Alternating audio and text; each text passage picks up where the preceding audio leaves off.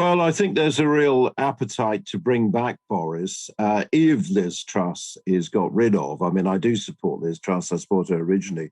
But, if MPs push her out the way, which, there's a lot of plotting going on, then I think it's time to bring back Boris. I mean, it was only the MPs that got rid of him. It wasn't the members and it wasn't the public. And the last time the public had a chance to back Boris, they backed him in huge numbers. We had the biggest majority since 1987 in 35 years. So it's time to bring... Didn't he throw it away? He threw it away by partying during a pandemic, by lying, corruption. Well, I didn't say that, but Owen Paterson, Chris Pincher, you name it. Thank you.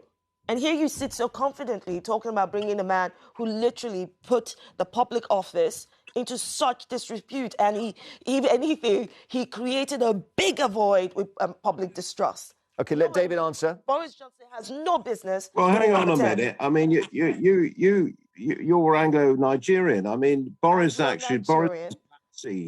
Boris's vaccine went to hundreds of millions of Nigerians.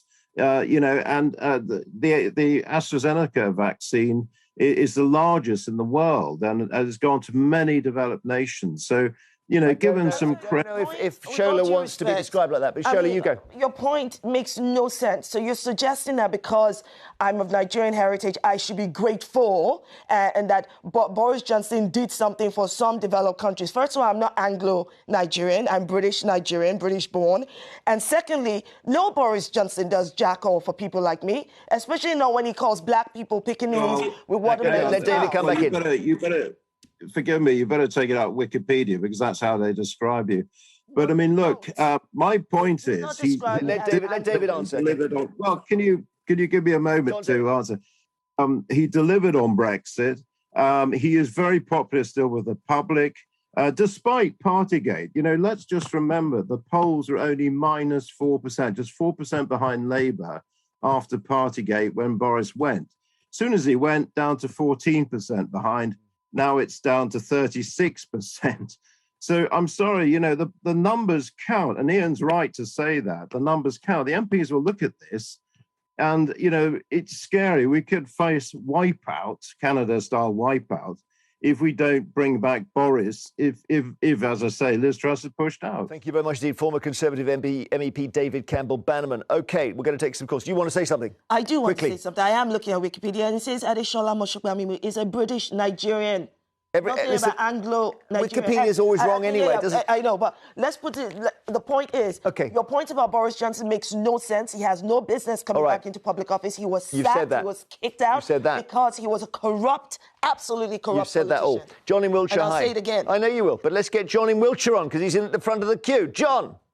Hi, Jeremy. Yeah, it's me again. I listened to you this morning and I'm appalled. By what? How can we possibly consider bringing back a proven liar? A man who got himself into his positions by lying from the start. About what? And I'm talking about going back to Brexit. Oh, I see. OK. But the answer surely is he won an 80-seat majority. He is a winner. Liz Truss looks like a loser. He won that majority again on conning the country with lies. Thank you, John. Ian Dale wants to come in. Well, I mean, you can say that about anybody who wins an election if you're against them. I don't think it's a particularly original point to make. What we should ask is, would Boris Johnson actually want to come back at this point? Because I'm not sure many people would want to become Prime Minister when they know that they can't win an election. I don't think he will want to do that. I think if he does want to come back, he would wait for quite a few years down the line. Interesting. Well, he made $350,000 for one speech last week, so he may be thinking, I'll just pile up some money first. Thank you, John. Keith in Manchester, hi. Yeah, good morning, panel. Morning. I know we're going on about the triple lock. It should be the triple B. Bring back Boris.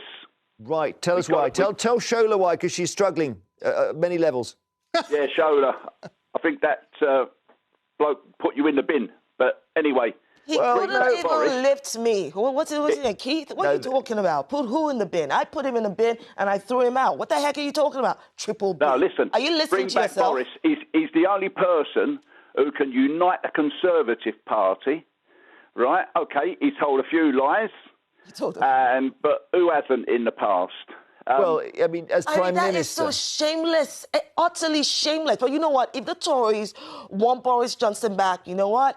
Good for you. Just give us a general election. We want a general election so we can kick him out and make sure that the Conservative Party do not see power for another 100 years. 100 that is exact. years? I'm telling you, to not 100 years, Keith. 100 years. No. Even after I have gone and met my maker, that the Conservative Party will not sit in power because the last 12 years has just been totally disastrous. The Conservative Party won't win the next election with these people in charge at the moment, Liz Truss.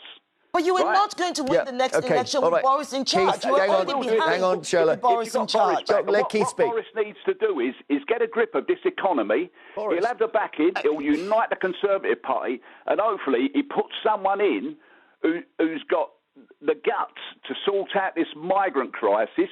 Because let's face it, what they don't realise is the people of this country are absolutely sick of what's going on. £5 million, £35 million a week for people coming in who we don't even know. Now, we need a strong This is just more. We're drifting here, Keith. Keith, you're doing yourself a lot of harm. You know what you come across as? You come across as somebody who sounds confidently dumb. The human equivalent. No. Because all he's doing is pushing the trope in dehumanizing migrants, and you're making it about money. You're not thinking about their humanity, and it is people like you, Keith, that are actually making this country a worse place. Please, you get a grip. Keith, are you okay? Yeah, he's gone.